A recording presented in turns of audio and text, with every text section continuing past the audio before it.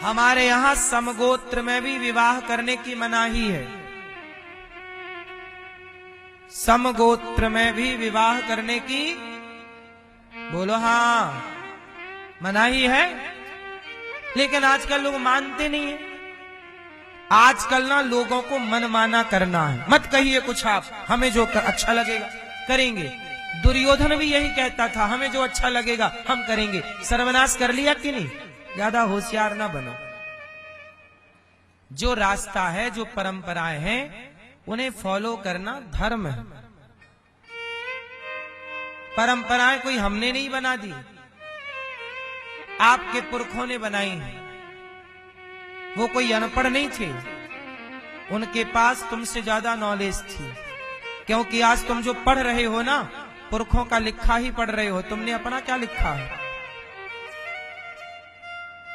शून्य कोई तुम्हारे पिताजी ने दे दिया था क्या, कि आर्यभट्ट ने दिया था? बोलो। दशमलव तुम्हारे दादाजी ने दे रखा है, क्या आर्यभट्ट ने दे रखा है? फिर तो हमारे पूर्वजों ने जो परंपरा आर्यभट्ट ने 0.0 दिया, उसी पर दुनिया चल रही है। शून्य से, शून्य का सिद्धांत कौन तोड़ रहा है? दशमलव का सिद्धांत तोड़ पाया कोई आर्यभट्ट जब से बनाए? बोलो भाई। फिर तुम्हारे बस का नहीं है तोड़ना, इसलिए उस दशमलव की मर्यादा में ही रहो, उसे फॉलो करो, इसी से तुम्हारा ठीक होगा सब। उसे मानना पड़ेगा। 2 और 2 4 होते हैं, ये मानो। क्यों होते हैं? क्योंकि पीछे मत भागो। बोलो हाँ।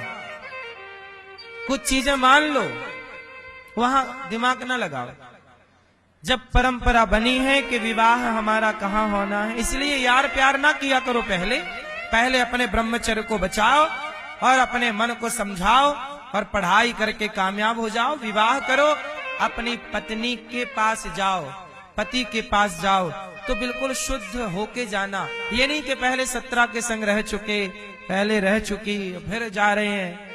तो क्या जा रहे हैं वहां? तो फिर तुम्हारी संतान होगी तो क्या होगी? गधा होगी? क्यों? इसलिए हमारी भारतीय परंपराएं जो हैं, उन्हें फॉलो करना हमारा धर्म है। बताइए, कहीं भी विवाह कर लेना धर्म है क्या?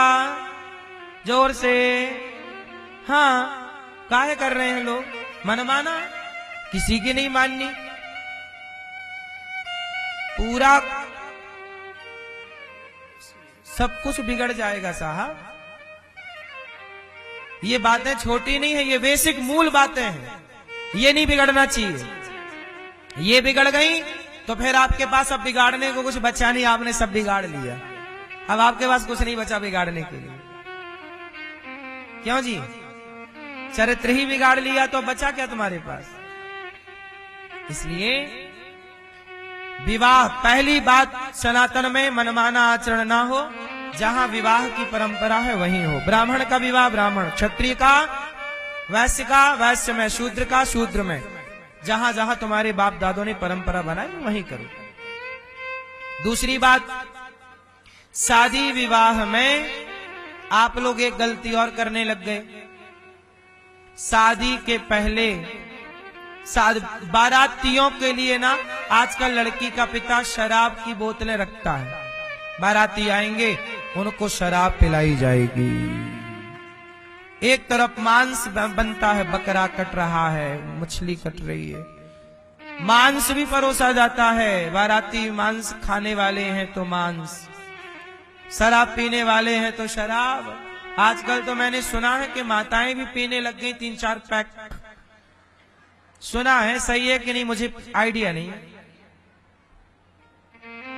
सही है?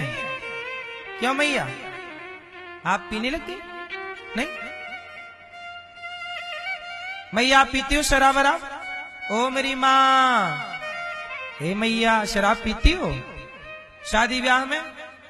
कहीं नहीं पीती हो। अच्छा, शराब पीने लगी महिला, ये बात सही है कि गलत है? हैं? आपकी पहचान में पीती हैं? नहीं, तो आपको कैसे पता? सही पीती होंगी। आजकल तो शराब। अच्छा मुझे एक बात बताओ, लड़की का विवाह को क्या था? लड़की का विवाह एक यज्ञ है। लड़की का विवाह क्या है? एक यज्ञ है। विवाह एक यज्ञ होता है, पर उस यज्ञ की परंपरा को भी अब शराब के ठेका में बदल दिया लड़की के बाप ने। वो गलती पूरी लड़की के बाप की है। क्या जरूरत थी न बारातियों को शराब पिलाने की? गन्ने का रस पिलाओ, छाछ पिलाओ, दही पिलाओ, लस्सी पिलाओ, अनार का जूस पिलाओ। शराब पिला रहे हो तुम, अपनी बेटी का ब्याह कर रहे हो कि इन गधों को शराब पिलाने के लिए ठेका खुलवा रखा है? और शराब पी पी के फिर आशीर्वाद देते तुम्हारी बेटी को। अब ये शराबी तुम्हारी बेटी को कौन सा आशीर्वाद दे के जाएगा? शराबियों से आशीर्वाद दिला रहे हो। हद होती है यार मूर्खता की। आशीर्वाद भी सबका नहीं लेना चाहिए। शराबी आशीर्वाद देगा तुम्हारी बेटी को, इसलिए तुम्हारी शादी के 2 महीने बाद ही तलाक चालू हो जाता। आशीर्वाद दिया था शराबी ने।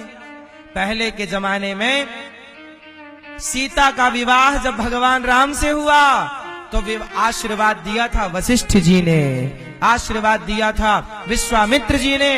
साधु संत ऋषि मुनि का आशीर्वाद तो दिलाते नहीं हो। शराब पिलाई पूरी बारातियों को, फिर शराब पी के वो टुन्न होके आते हैं और शराब पी के आशीर्वाद देते। तुम्हें इतनी भी अक्कल नहीं है भाई साहब? तुम बेटी का ब्याह कर रहे हो कि मजाक कर रहे हो? क्यों भाई, आप मेरी बात सहमत हैं इस बात से? मतलब आप लोग भी शराब पिलाओगे? नहीं पिलाओगे? शराबियों से आशीर्वाद मत लेना, गधों से। इनका आशीर्वाद तुम्हें फलीभूत ना होगा। याद रखिएगा, आशीर्वाद सबसे नहीं लिया जाता। समझ आ रही है कि नहीं? आप जिसका आशीर्वाद लेते हैं उसके आचरण, उसके गुण आप में आते हैं। इसलिए आशीर्वाद हमेशा श्रेष्ठ जनों का लिया जाता है। अब आप लोग समझो कि आप अपनी बेटी के साथ किस तरह का व्यवहार करने लग गए। मंडप के नीचे अग्नि प्रज्वलित की जाती है, दुल्हा दुल्हन हवन करते हैं, स्वाहा स्वाहा। वो यज्ञ है। मंडप जो है वो यज्ञ मंडप होता है। लड़का लड़की साक्षात लक्ष्मी नारायण का स्वरूप होते हैं जब तक वो मंडप के नीचे होते हैं। और आजकल तो दुल्हा भी शराब पीता है। तू नारायण का स्वरूप है भाई साहब, काहे पी के बैठा है? इतनी भी अक्कल तुम्हारे बच्चों में नहीं है तो काहे तुमने ये गीदड़ पैदा कर रखे हैं? भाई कहते ना, जननी जने तो भक्त जने। देखो जनसंख्या तो बढ़ा ही रहे हो, क्या मतलब बढ़ा के भारत का खर्चा बढ़ाना? संतान पैदा करो, ठीक ठाक पैदा करो, अच्छी पैदा करो, जिससे राष्ट्र का कल्याण हो, तुम्हारा भला हो। अब तुम्हारी ही औलाद तुम्हें 1 गिलास पानी नहीं दे रही है, तुम्हारा बेटा तुम्हें 2 रोटी नहीं दे रही है, तो काहे पैदा की ऐसी औलाद भाई साहब? काहे जनसंख्या बढ़ा ली? महंगाई और कर दी तुमने, बढ़ा बढ़ा के जनसंख्या। तुम्हारी औलाद तुम्हारे काम नहीं आ रहा है तो राष्ट्र के काम क्या आएगी? इससे किसका भला होना है? इससे अच्छा तो ये ना होता। क्यों भाई आप बताओ, कैसे बच्चे चाहते हो? जो किसी के काम ना आए वो, या जो सबके काम आए वो? फिर आजकल की औलाद मां के काम नहीं आ रही है, पानी नहीं दे रही है सम्मान से। आजकल की बहुएं सबके लिए नहीं, कुछ बहुएं। कैसी बहुएं हैं? सास को पानी नहीं देना, शादी हो गई सबसे पहले बोलती बुढ़िया को हटाओ मेरी नजरों से, दूर जाओ रहो। ऐसी बहुएं हैं जो सास को लाइक नहीं करती, पसंद नहीं करती। इसे भी समझाओ कोई, कल तू भी सास बनेगी, फिर तू कहां जाएगी? सोचिए, आज के लोग 4 लोगों का भोजन नहीं बना पाते। 4 लोगों का पेट। आज तुम्हारे घर में कोई मेहमान आ जाए ना, 4 लोग, सिर चढ़ जाता, अरे आ गए खाने के लिए। आजकल ना अतिथि में श्रद्धा नहीं रह गई। पहले के लोग अतिथि आता था तो श्रद्धा से, अरे हमारे द्वार पे भगवान आए, अतिथि भगवान है, बड़ी श्रद्धा से उसे बनाकर सम्मान से खिलाते पिलाते, ना जाने किस रूप में नारायण मिल जाए। आजकल तो देखो सिर चढ़ जाता है। तुम्हारी बेटी यदि किसी अतिथि को भोजन नहीं करा सकती तो तुमने क्या सिखाया अपनी बेटी को? 2 लोगों को भोजन नहीं करा सकती, वो सम्मान के साथ नहीं भोजन करा रही है, सिर चढ़ रहा है उसका 2 लोगों को देखकर, क्या सिखाया है तुमने? ऐसों से देश का भला होगा? मातृ देवो भव, अतिथि देवो भव, आचार्य देवो भव, ये सब कौन पढ़ाएगा?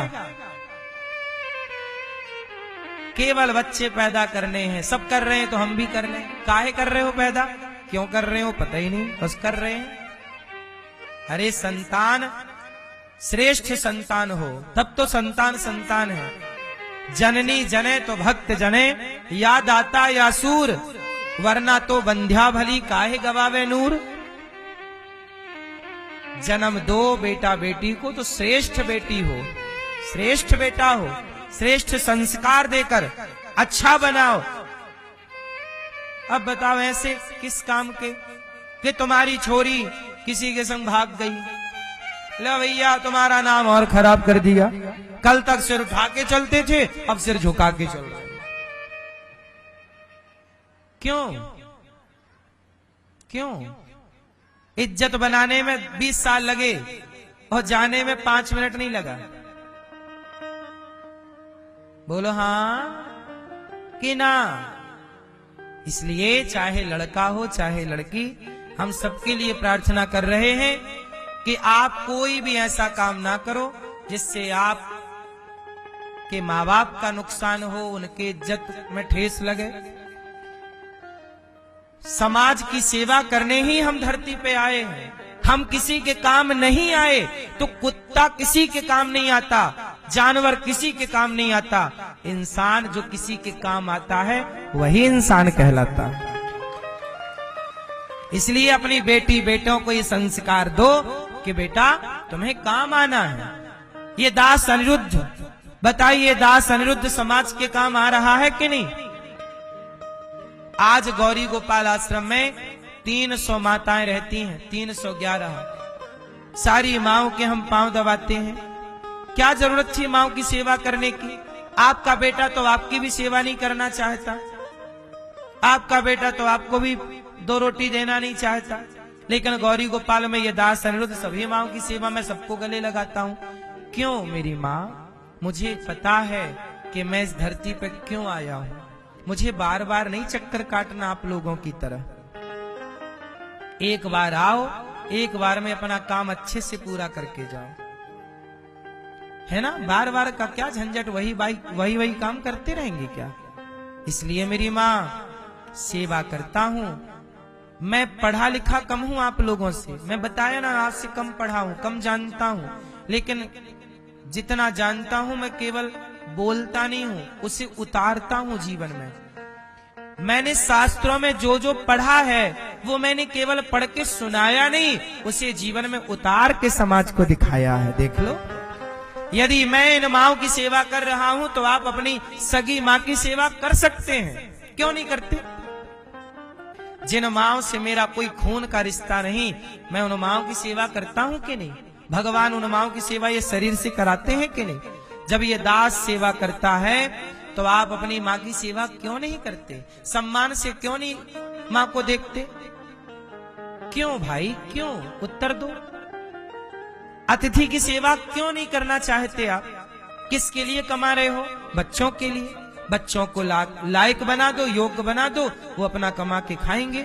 हम आए हैं काम आए नहीं, सबके काम। अब देखो ना, सब लोग गौरी गोपाल आकर एक ही बात कहते हैं। लोग पता है क्या कहते हैं? लोग कहते हैं